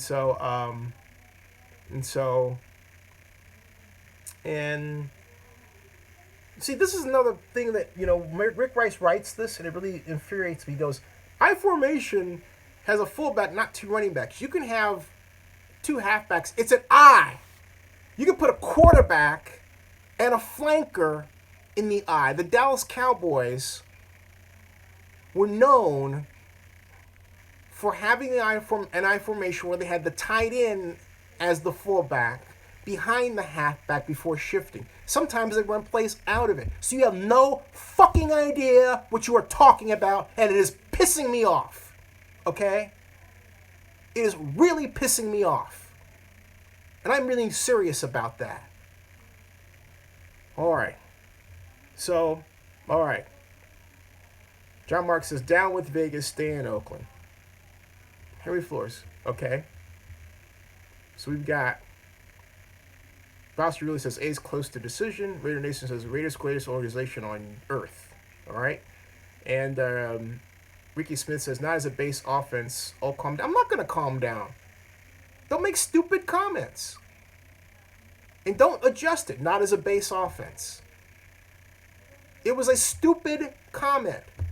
You could put anybody in I you want to. Okay? There's no set formula for it. And in the 70s, the way the I formation was structured was exceptionally varied. I mean, incredibly varied. Incredibly so. So when you talk about base offense, let's take the tight end out of it. There were a number of systems. The Rams, when they had Eric Dickerson, a number of times ran two halfbacks. Why? Because you had one halfback that was better pass catcher, the other that was better, runner. In that case, Dickerson. They had plays like that. You have to remember, we're talking about pro football. Pro football is synonymous with formation variation and play variation. So there's no set rule. That's the beauty of it. I can use anything I want to. I remember during the strike of 92, Bill Walsh came out. Was it 92? I believe it was 92. Or, no, it wasn't 92. It was another year. But Bill Walsh came out. It was a strike. But he had scrubs. He was playing against Bill Parcells' New York Giants. And during the 80s. But he came out, Walsh did, and played a wishbone. But an unusual variation of wishbone. And the Giants were not prepared for it at all. It was very effective. And there was a shot of Walsh on the sidelines going sheepishly like, oh well. It was brilliant. He simply took the personnel he had and made a judgment as to what they were more capable of running and learning quickly. And he created this hybrid wishbone offense and ran it. And it worked. And it was brilliant. Yeah. So anyway, Thank you, John Marks. It was 1987. Yes. See, John, you know this stuff. You know what I'm talking about. All right? 831 Scott says, when the Raiders had Bo Jackson, they used Marcus Allen as the fullback all the time. Marcus wasn't happy about it. Thank you, 831 Scott. That's all I'm saying. Okay? All right? And so Ricky Smith, I'm not saying you have to agree with me, but I have the right to get mad. I didn't block anybody. Okay? But I have the right to get mad. I want people to think. And sometimes when people say things that don't make obvious sense, it pisses me off. I mean, then that happens. Okay? You and I both know that you can have a number of different combinations in an I formation. That goes without saying. And you can call that your base offense. All right? And now Ricky Smith says that, and Rick Rice says, all I'm saying is they wouldn't have wasted a first round pick after we had just signed Marshawn. That's all. And I'm not talking about that. I disagree. I don't think that would have been a waste on Leonard Fournette. I think it would have been exciting. I think it would have scared the hell out of the NFL. And that is that's all I'm saying. Okay? Okay? But this reductionist idea that you can only play football one kind of way, I do not buy. I didn't buy it when I was in high school. And in high school, I had people telling me that you can't have just 5. This is what they were saying to me at Skyline in the 70s. You can't have just 5 offensive linemen blocking. That you needed an extra blocker, even if the pass was only going out to the flat and the receiver's only running 1 yard and then, going to the flat. I said, it's a time motion study. It's like these bozos didn't understand anything about engineering or time studies, okay? You can't just say shit, but that's what they use. Excuse my language, because I'm pissed off, but that's what they used to do, all right? Just say things. Saying it just, just because, where'd you get that from? Well, I don't know, but I played, and I know it doesn't work because I played football. Oh, so excuse me, under that logic, you're telling me that I have to be a steel girder in a skyscraper to understand how to design a skyscraper, right? Give me a break. If that's the case, every coach in the NFL would have played professional football. And we know that wasn't the case, and that hasn't been. All I have to do is point out Mike Shanahan, for example. Just saying. Okay. So, no. Oh. Burns me up. Jacob P. says, that moment when the Lambs are leading up. Henry Floyd says, Zinni, I think people here forget that you provide us information, and people forget that it's okay to agree to disagree. Yeah, I am fine. You have to remember, part of this is also entertainment, It's, there's that little thing that's going to blow me up sometimes. It's like, it's going to, okay? And I think from one angle, Rick Rice actually knows that. And so he might say that one thing he knows is going to just tick me off. Just because it's entertaining to see what buttons I'm going to be pushed, right? It's like, all right, fine. You got it, okay? So anyway, and so there. Okay? So that's it. And Ricky said, Mike getting mad is entertainment. I don't give a fuck what you think.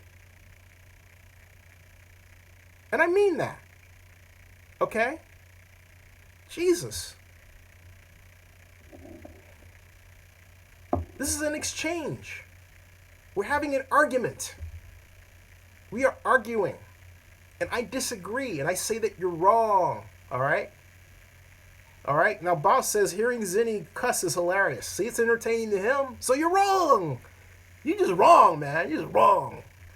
John Mark says, kumbaya, kumbaya, my lord, kumbaya. I like arguing sometimes because then you find out what a person really knows.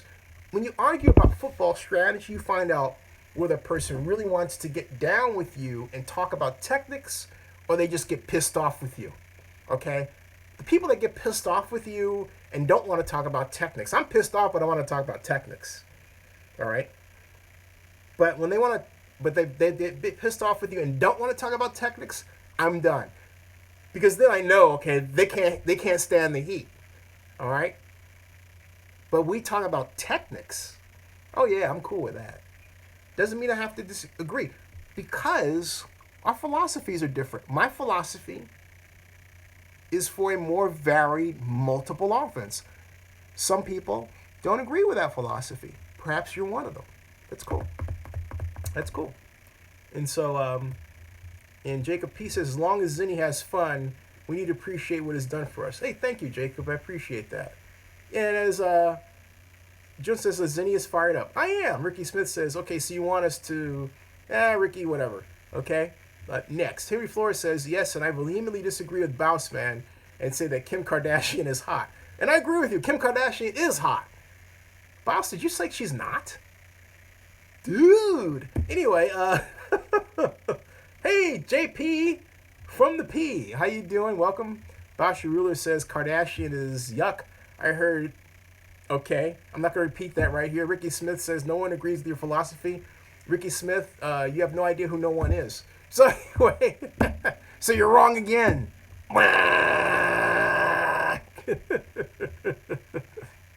Yeah, Kim Kardashian is hot. Amy Schumer is whatever. Okay. All right. Boom. And Nisha Makalar is from India. Welcome. The verdict is that Kardashian is hot. I'm sorry, boss. You're outnumbered. You're outnumbered. By vote. Boss says hot Zinni. Us black men don't call women hot. We say she's bad. Look. I'm being my own black guy, okay? I'm not being your version of black guy. This is me. It's already obvious I'm black. I'm 55 years old. I don't have anything to prove. This is me, all right? I am me. You are you. We have different versions of the way we are who are black men. There ain't no one way. Boom, all right? Got it.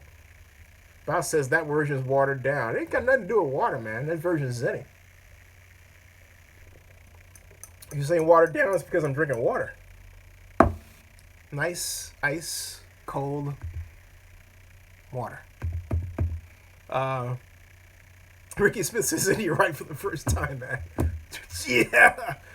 You're young, my man. I've been right a lot. I'm right all the time. Don't forget it. Unless when I say I'm not right. Sherlock Holmes says, Rife is not complex. We make it that way. That is the comment of the night. Ruben Ortiz says, that's what I like to call high-quality H2O. Yes. And JP from the P says, so what's up with the news? And, well, let me go back to my 7 from Sunday listing from the NFL because there's more goodies and juicies here. Because it occurs to me that one actually stirred the conversation that we had that got me so riled up a few minutes ago. Now, okay.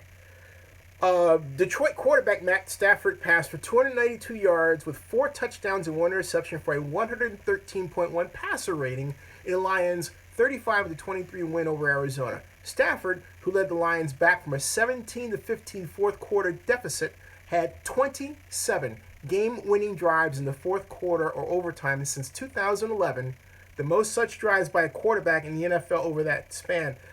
And that is but one reason he is the highest paid quarterback in the NFL. Last year, the Lions won 8 games when trailing in the fourth quarter, the most by a team in a single season in NFL history, and I will repeat that. Last year, the Detroit Lions won 8 games when trailing in the fourth quarter, the most by any team in NFL history in a single season. Really. I got to repeat that a third time because I'm not even believing it. The Detroit Lions under Matt Stafford in 2016 won 8 games after trailing in the fourth quarter. That is a record for any team in NFL history. Unbelievable. I mean, did you know? I didn't know that. Wow. So you know what? You know what I say? Cha-ching! 135 million. Matt Stafford. Next, this is about Cleveland. Cleveland rookie Deshaun Kaiser passed for 222 yards with a touchdown and rushed for a touchdown against the Pittsburgh Steelers in his first career start. Kaiser's start marks the 10th consecutive season a rookie quarterback has started on kickoff weekend, the longest streak ever since 1950, at least. That's right. So Sean Kaiser continues a tradition that started 10 years ago of at least one rookie quarterback starting NFL kickoff weekend. Pittsburgh rookie linebacker T.J. Watt. Can you imagine if T.J. Watt and J.J. Watt were both on the same team, on the Texans? Wow. Could happen. T.J. Watt had 2 sacks and an interception in the Steelers' 21-18 win at Cleveland. Watt is the first player to record at least 2 sacks and an interception in an NFL debut on kickoff weekend since sacks became an official statistic in 1982. Let me repeat that. T.J. Watt, not J.J., T.J. Watt on the Pittsburgh Steelers is the first player to record at least 2 sacks and an interception in an NFL debut on kickoff weekend. His first game in the league. His first game in the league since sacks became an official statistic. 2 sacks and interception, his first game. First time in a debut. Welcome to the NFL, T.J. Watt. And here's one for us Cal Bear fans. Oakland kicker Giorgio Tavecchio converted all 4 of his field goal attempts in the Raiders' 26-16 victory at Tennessee. Tavecchio, who connected on 2 52-yard field goals in the contest test, is the first player in league history to make 2 field goals of at least 50 yards or more in his NFL debut. He also joins Sebastian Janikowski as the only players in team history to convert multiple 50-yard field goals in a single game. Go Bears, go Raiders. Welcome to the NFL, Gino Tavecchio. And there rounds out your major news points from the National Football League called 7 from Sunday for kickoff weekend. How about that? See what your comments are. Sherlock Holmes says, do what you feel and your heart is right. Okay. Jacob P says, good night all. Have a good rest of your night, and we will see you on the field on the next live stream. The Raiders had a good game today. Let's see what happens next week at the Coliseum. Henry Flores says, Zinni, in your opinion, did our defense impress you? No. And I'm glad you brought that up, Mr. Flores, because as I said before your arrival, I am thankful that the Raiders were the recipient of Marcus Mariota's bad throws and his bad technique on throwing wheel routes. Now, Ruben Ortiz says, if Matt Stafford and Derek Carr are getting paid $125+ million, how much do you think Cousins deserves? I'm glad you brought that up, Ruben. Oh, let's go back to the numbers on that really unfortunate game that, of all people, Kirk Cousins, the Mr. I am worth more than others and worth more than Derek Carr and I should be highly paid and I am an elite quarterback, yada, yada, yada, yada stuff, right? That Kirk Cousins. Yeah. The Kirk Cousins who famously yelled, you like that? You like that? You like that? That Kirk Cousins. Let's, am I down on Kirk Cousins? No, I'm not down on Kirk Cousins. I'm just pointing out some stuff, Pointing out some stuff. Kirk Cousins was 23 of 40 for 240 yards, 1 touchdown, and 1 interception. And that was it. His Carson Wentz was 26 of 39. These are great numbers. 307 yards, 2 touchdowns, and 1 interception. Cousins had 4 rushes for 30 yards. Wentz had 4 for 6. But overall, Cousins also had 1 extremely embarrassing fumble. I mean, there's no two ways about it. Total first downs by rushing 3, by passing 12, by penalty 1. The third down efficiency, 27%. Fourth down efficiency didn't really come into play. 0. No, 1 for 0. 0. Total net yards, 264 total net yards for them versus 356 for the winning Eagles. They had an average game per offensive play of just 4.3, whereas the Eagles were at 5.5. And let's see here. Net yards passing just 200. Cousins was sacked 3 times. Excuse me, 4 times. Kirk Cousins was sacked 4 times, lost 40 yards. So his net yards passing were 200. This is bad.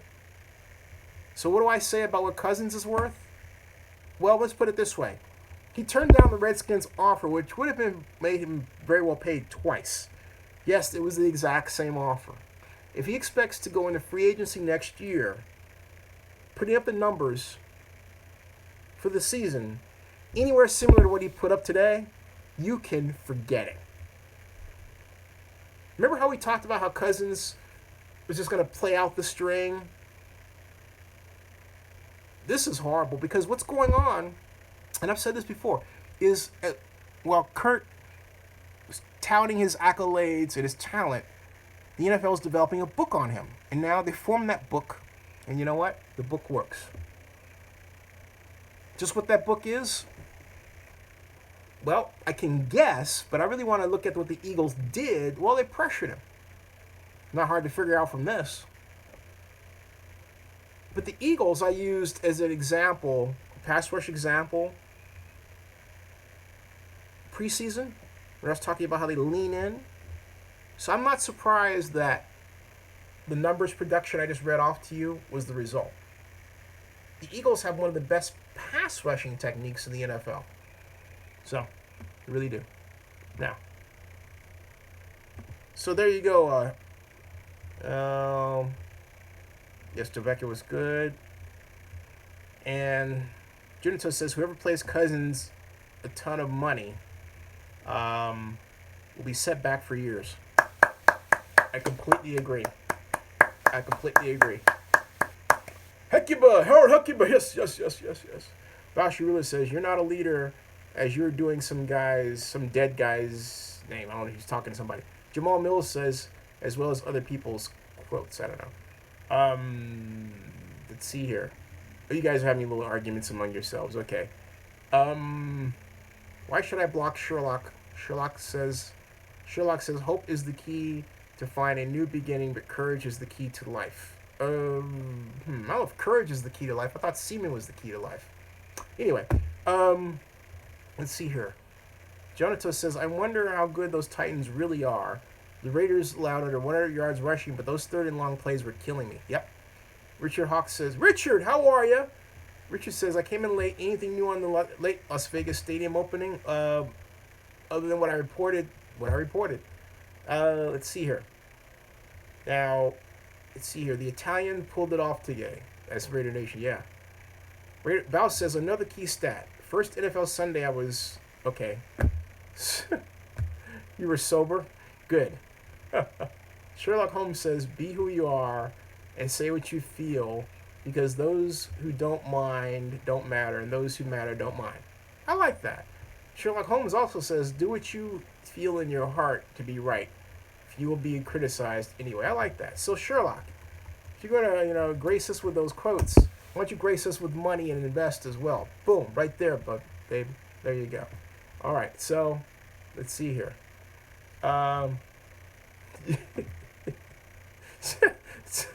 So anyway, let's see here. Yes, just invest, baby. That's right. So anyway, oh boy, this is hilarious. All right, moving along. What do we have here?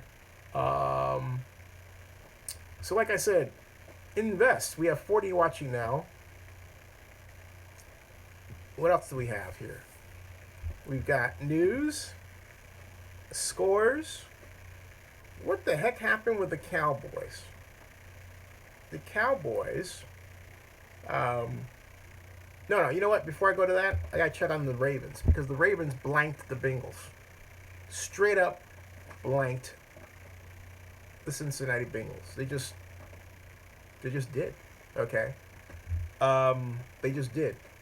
And folks, I'm gonna stop. It's 11:25 now, which would put it at almost 2:30 in the East, and by now I would be in bed. So I'm gonna stop at 11:30. Let's see here. We've got Joe Flacco. Now, Rick Rice would love this because Joe Flacco completed 9 of 17 passes, 121 yards. He had one very long touchdown pass. Receiving was Jeremy Maclin. He had 2 for 56, averaged 28 yards, one touchdown. Danny Woodhead found low. Remember Danny Woodhead from the Pats? He's with the Ravens now, 3 for 33 yards. Andy Dalton. I'm trying to figure out where the Bengals just went wrong. And let me look at the box score here. Well, I mean, the score is an obvious outcome, right? But there's got to be some glaring statistics here that was the driver for that. Joe Mixon had 8 rushes for just 9 yards. And I didn't see the game plan to see what they were doing. But, well, let's see here. We've got, let's see the yards per pass. Let's see the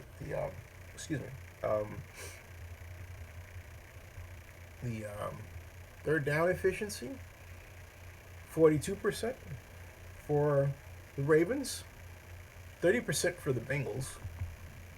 They had, all right. It was clearly the Ravens' defense.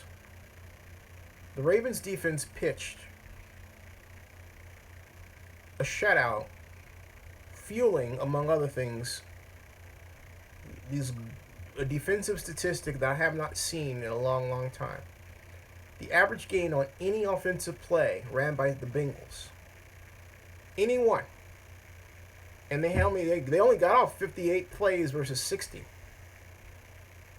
Was 3.8 yards. Not 4, not 5.8, 3.8 yards. That's for passing play or running play. Whereas the Ravens themselves were 4.5, but that's all they needed. Net yards rushing, 77 total. Oh, jeez Louise, this makes me nervous. The Ravens held the Bengals to 77 total yards rushing. The average gain per rushing play was 3.5 yards. That's it. That's it. To which you could have turned around and said, well, gee, the Bengals should have kept it on the ground and they would have picked up, run it 3 times. 3 times 3 is 9. They would have had a first down, right? But they didn't do that. They played it Russian roulette. They mixed it up and they got worse production. Tackle for a loss, 2 times for 9 yards. And here's the other one. You ready for this? How many times were they sacked? 5. Yeah. The Ravens sacked the Bengals 5 times. So what we're looking at is a performance that spells one word, destruction. Or another one, domination. So folks, the Ravens are back. Okay? Judging by these numbers. And judging by what I saw preseason in quickness. The only way the Browns are going to beat the Ravens is via misdirection and quick unfolding plays. Anything that's, 5 steps, 7 steps, long reverses, forget it. The Ravens are going to eat that crap alive, and they're going to eat the Browns alive. Hugh Jackson's going to have to have a very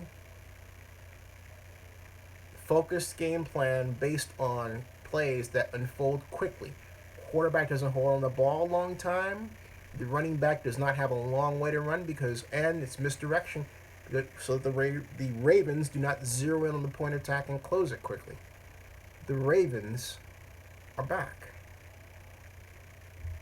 No question about it. That's all I've seen enough.